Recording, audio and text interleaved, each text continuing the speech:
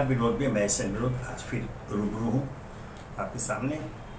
आज हम बात करते हैं एक वैसे विषय पर जिसने पूरे देश में एक बवाल खड़ा कर दिया है। न केवल राजनीतिक स्तर पर, समाज में भी विभिन्न धर्म संप्रदाय जाति वर्ग के बीच इसकी चर्चा हो रही है और यह एक खतरनाक संकेत है। सवाल ये खड़े हो रहे हैं कि क्या देश में धर्म संप्रदाय के नाम पर गृहयुद्ध की स्थिति पैदा करने की साजिश रची जा रही है, यह रची गई है। हाँ, यह सवाल है और यह सवाल खड़ा हुआ तमिलनाडु के मुख्यमंत्री स्टालिन के पुत्र, जो स्वयं तमिलनाडु में मंत्री हैं, विवेक निधि स्टालिन। उनके एक बयान के बाद सनातन को लेकर उन्होंने एक बयान दिया है जो घोर आपत्तिजनक है, इसमें कहीं भी संदेह नहीं। क्या कहते हैं वे?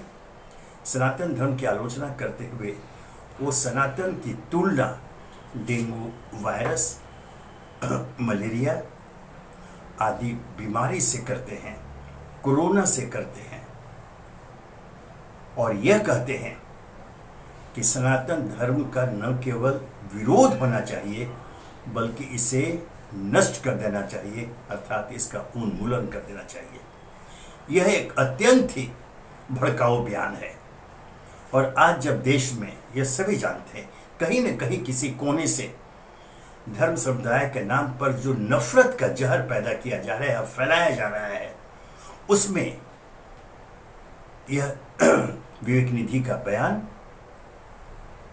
आग में घी डालने जैसा साबित हो रहा है। हुआ भी, सारे दल अब खड़े हो गए इस बयान के खिलाफ, और चूंकि वो डीएमके प्रमुख स्टालिन विपक्षी महागठबंधन इंडिया के एक अंग हैं, अब लोग निशाने पर स्वयं इंडिया के विभिन्न घटक दलों, कांग्रेस समेत, कांग्रेस को चूंकि सबसे प्रमुख पार्टी है, सबसे बड़ी पार्टी है महागठबंधन, विपक्षी दलों के गठबंधन में, उनसे पूछा जा रहा है कि क्या वे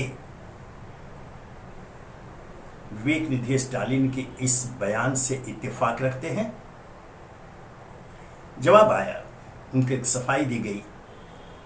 उन्होंने इत्तेफाक रखने की बात तो नहीं की, लेकिन यह कहा कि हर किसी को अपनी बात रखने का अधिकार देश में है। उदयनिधि ने अपनी बात रखी, उनकी निजी बात है कहा गया, लेकिन इस सफाई से यह जो बवाल है, यह जो तूफान खड़ा हुआ है, वो रुकने का नाम नहीं ले रहा, रुकेगा भी नहीं। और इसमें ने भारतीय जनता पार्टी को एक मौका दे दिया, एक हथियार दे दिया विपक्ष के खिलाफ एक अभियान चलाने का। यह सचमुच चिंताजनक स्थिति है। ध्यान रखें, इस देश में पिछले कुछ वर्षों से क्या हो रहा है। हिंदू मुसलमान, राम मंदिर, अयोध्या, कृष्ण,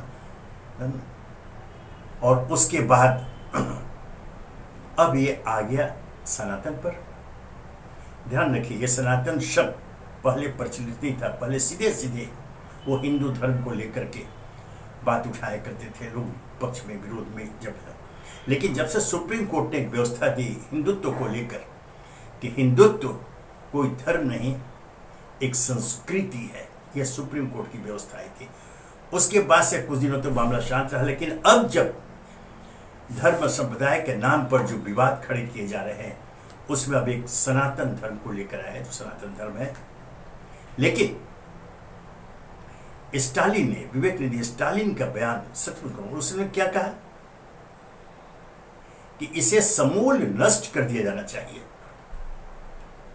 यह अधिकार किसमें? ये ठीक है कि हर किसी को अपने विचार प्रकट करने का अधिकार संविधान देता है, लेकिन वैसे विचारों को, वैसे शब्दों को, वैसी भाषा का इस्तेमाल नहीं कर सकता जिससे समाज में सांप्रदायिक विद्वेष पैदा हो।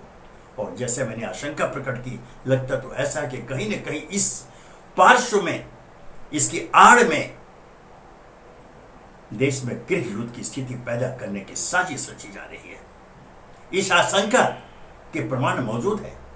बल मिलते हैं जब इस पर चर्चा होती है कि आखिर क्यों, क्या चाहते ही है।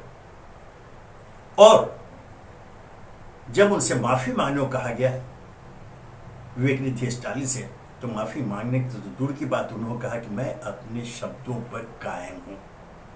मतलब वे जो उनके जो विचार हैं कि सनातन धर्म कोरोना वायरस, डेंगू और मलेरिया के समान एक बीमारी है, इसका समूल नष्ट होना चाहिए, वे उस पर वो कायम रह करके समाज में इस आधार पर वैमनस्य फैलाने की कोशिश कर रहे हैं। इसमें कहीं कोई संदेह नहीं है। अब चूंकि सारा मामले जितने अभी विवाद चल रहे थे पक्ष विपक्ष के बीच, वो ताक पर रख करके अब इस एक शब्द को पकड़कर विवेकानंद स्टालिन के बयान के साथ सनातन धर्म को सामने रखकर अब ये मामला आगे बढ़ाया जा रहा है। और ये जैसे मैंने कहा कि मामला कहां तक बढ़ा है, इसका एक उदाहरण, बहुत दुखद पीड़ादायक उदाहरण सामने आया है। अयोध्या स्थित एक मंदिर के मुख्य पुजारी ने बयान दिया है, जो व्यक्ति विवेक निधि स्टालिन का सिर काट कर उनके पास लाएगा उसे वे 10 करोड़ का इनाम देंगे। क्या हो गया? पुजारी हैं, मुख्य पुजारी है एक मंदिर के, वो हिंसा की बात करते हैं, सिर काटने की बात करते हैं, और सिर काटने वालों को 10 करोड़ रुपए इनाम देने की बात करते हैं। यहां तो चुनौती में है ईडी को और इनकम टैक्स डिपार्टमेंट को कि पता करें कि उनके पास जब वो नगद देने की बात करे कि मैं 10 करोड़ नगद ले जाऊं उससे, पता करे कि 10 करोड़ रुपए उनके पास हैं तो कहां से आए हुए हैं। एक मंदिर का पुजारी 10 करोड़ इनाम देने की बात कर रहा है सिर काटने वाले को। देश में कोई कानून व्यवस्था नहीं है, कानून का राज नहीं है, वे हत्या के लिए उकसा रहे हैं, हिंसा के लिए उकसा रहे हैं। शर्म है कि ऐसा व्यक्ति किसी मंदिर का पुजारी है, मुख्य पुजारी है। बड़ी पीड़ा के साथ इस टिप्पणी करने के लिए मैं विवश हूं कि आज ये साधु संतों को क्या हो गया है। पहले से कहा गया है कि धर्म संप्रदाय को राजनीति से अलग रखा जाए, लेकिन इस देश में दुखद रूप से पिछले कुछ वर्षों से धर्म संप्रदाय की राजनीति चल रही है। और ये मामला बढ़ते बढ़ते यहां तक आ गया कि अब साधु संत सामने आकर किसी का सिर कलम करने का आह्वान करें और उसके लिए करोड़ों रुपए का इनाम देने की घोषणा करें। यह एक उदाहरण काफी है कि देश में कहीं न कहीं एक गहरी साजिश रची गई है, धर्म संप्रदाय के नाम पर वैमनस्य फैलाने का, विद्वेष फैलाने का, जहर फैला करके समाज को बांटने का, नफरत का बीज इस तरह से बोया जाए जिसकी परिणति इस रूप में सामने आ रही है, आनी शुरू हो गई। पहले से हम कई कार्यक्रम में इसकी चर्चा कर चुके हैं कि यह जो नफरत का जो जहर फैलाया जा रहा है, इसके परिणाम बहुत ही घातक होंगे। और यह जो ताजा जो उदाहरण है उससे स्पष्ट हो गया है कि इसे फैलाया जा रहा है, जानबूझकर एक साजिश के तहत फैलाया जा रहा है। सरकार को चुनौती है इसमें, चूंकि केंद्र सरकार को चुनौती है कि तत्काल कानूनी कार्रवाई करते हुए ऐसे तत्वों को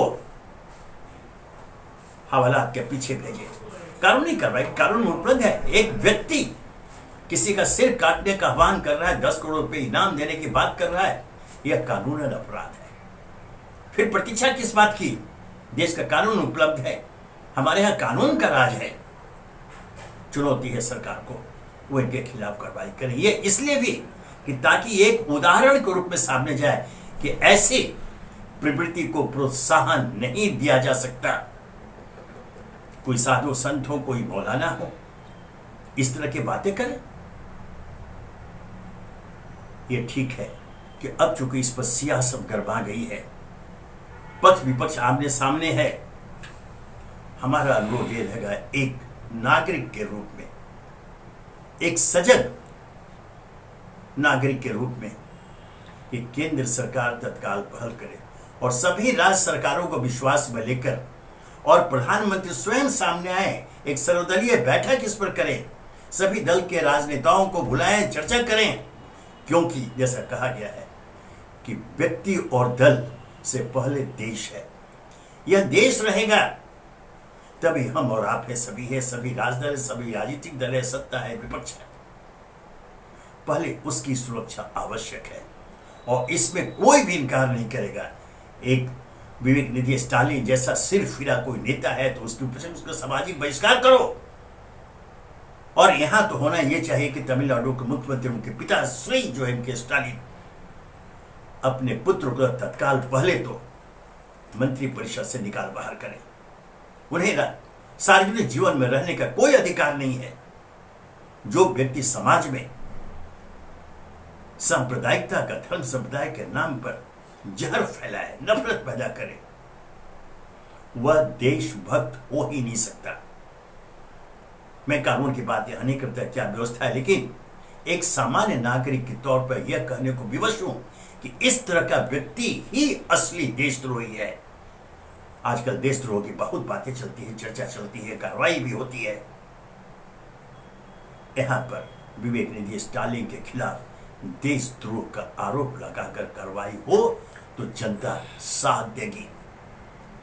हर कोई एक मत है कि समाज में ऐसे जहर फैलाने वाले को छुट्टा घूमने की इजाजत नहीं दी जा सकती।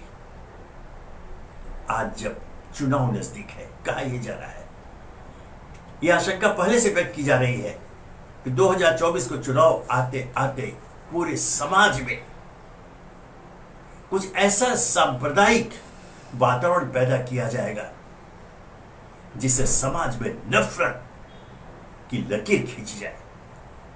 मानो मानो एक दूसरे के सामने एक दूसरे का सिर काटने को तत्पर हो जाए, और शुरुआत हो चुकी। बाकी को छोड़िए, सामान्य लोगों को छोड़िए, अयोध्या के स्थित के एक मंदिर का मुख्य पुजारी, ये दोहरा रहा हूं, सिर काटने की बात करता है, 10 करोड़ रुपए इनाम देने की बात करता है, तत्काल उसके खिलाफ कानून करवाए, उसे गिरफ्तार किया जाए। यह देश है जो संविधान से चलता है। हमारा देश भारत धर्मनिरपेक्ष भारत के रूप में स्थापित है। सर्वधर्म समभाव की भावना के साथ हम आगे बढ़ते हैं। यहां कोई दो मत नहीं है। जो इसका खिलाफत करता है, इसके विपरीत धारा की जाता है, वह देशद्रोही है। उसके खिलाफ कानून कार्रवाई करें। यहां पूरा देश का समर्थन उससे मिलेगा। और यह केंद्र सरकार को चुनौती है, वो चुप नहीं बैठे। जो भी इसके लिए दोषी है, पहला दोषी इसके लिए विवेक निधि स्टालिन, जो तमिलनाडु का मंत्री है, मुख्यमंत्री का पुत्र है, और दूसरा दोषी अयोध्या के मंदिर का वह मुख्य पुजारी जो सिर कलम करने की बात करता है, 10 को इनाम देने की बात करता है। दोनों के खिलाफ कानूनी कार्रवाई किया जाए, अन्यथा लोग बाग यह मानने को विवश हो जाएंगे कि ऐसी भयावह स्थिति पैदा करने के पीछे जो साजिश, कथित रूप से जो साजिश रची जा रही है, उसे कहीं न कहीं सरकार का समर्थन, सहयोग प्राप्त है। क्या केंद्र सरकार या अन्य राज्यों में जो विपक्षी दलों की सरकारें हैं, उसके मुखिया इस आरोप को स्वीकार करेंगे? आप जो भी सफाई दे दें, लेकिन देश की जनता, जैसे दोहरा रहा हूं, मूर्ख नहीं है, वो सब समझ रही है कि यह सब सियासत क्यों की जा रही है। 2024 और जो विभिन्न 5 राज्यों में अभी जो विधानसभा के चुनाव होने जा रहे हैं, उन्हें प्रभावित करने के लिए दुखद रूप से धर्म संप्रदाय के नाम पर नफरत का बीज बोकर, वैमनस्य पैदा कर उनके बीच ऐसा संदेश दिया जा रहा है कि यह जो नफरत की दीवार है, उसे और मजबूत करो ताकि समाज टूट जाए, बिखर जाए, देश समाप्त हो जाए। इस स्थिति को स्वीकार करने के लिए कोई भी तैयार नहीं होगा। हर दल, हर राजनेता इस तथ्य को, इस हकीकत को समझ ले कि अगर इस स्थिति को आगे बढ़ाया गया और तत्काल इस भयावह आग पर काबू नहीं पाया गया, तो यह आग स्वयं उन्हें झुलसा देगी, उन्हें समाप्त कर देगी। उनका बचाव कोई नहीं कर पाएगा। धन्यवाद।